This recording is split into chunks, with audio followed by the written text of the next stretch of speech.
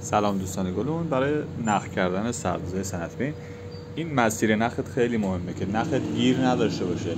این دوکی که میذاری اینجا نخ باید صاف بیاد بالا تا آزاد باشه، بعد از اون مستقیم میاد تا تنظیم نخت. یعنی نخ باید تا تنظیم نخت ایراد نداشته باشه، یعنی گیر نداشته باشه.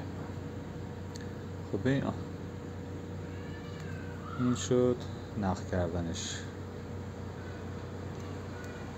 این دقت کن که هر چرخی باشه که داری نخ از اون چرخ دستی بگیر تا تمام چرخ‌های سنتی، باید نخت قشنگ بیفته وسط این پولکیه.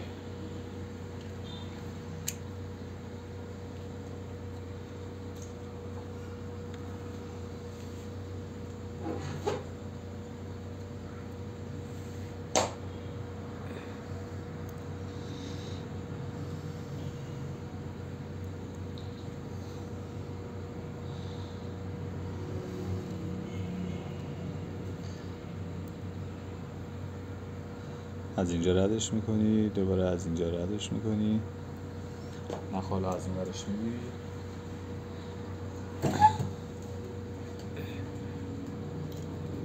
اینجا گیر نباید.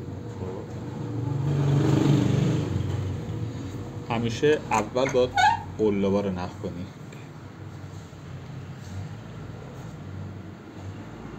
اینجا میبینی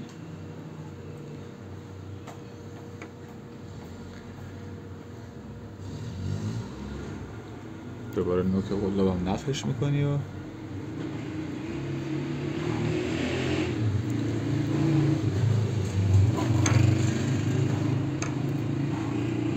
ببین نخ کردن این قلاب بزرگه، اضافه نخ هم اینجور میذاری بمونه. حالا قلاب کوچیکم نخش میکنی.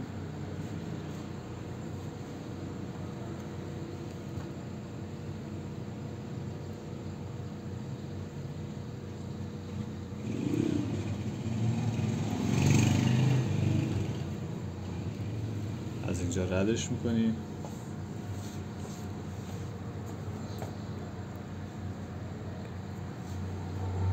ببین اینجا دو تا جا داره، ببین. دوباره میای بالا، دوباره برمیگرده، از اینجا ردش میکنی. خب دوباره از اینجا ردش میکنی. یه جا اون پشت سر، اونم رد نکنی، مهم نیست اون پشت سریه رو. اینجا داری میگیری الان؟ کجا داری میگیری؟ خب این از اینجا ردش میکنی.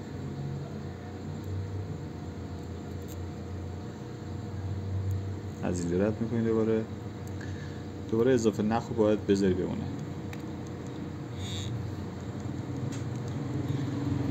اضافه نخ رو بذارم. خب حالا برای سوزنش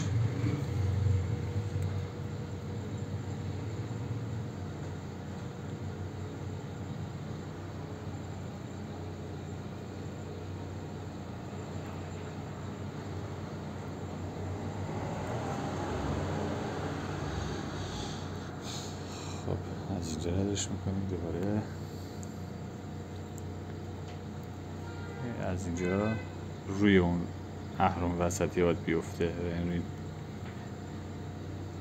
هدایت نخه. دوباره از این بالا رد میکنی. حالا از اینجا که رد کردی توی سرد سه نخه فقط سه نخ باشه اینجا رد میشه، ولی اگه چرخ 5 نخ باشه نه، از همینجا مستقیم میره برای سوزن. خب حالا این از همین بالا مستقیم ردش کن برای سوزن. خب این شد نخ کردن سردوز 3 نخ. به همین آسونی. تمام.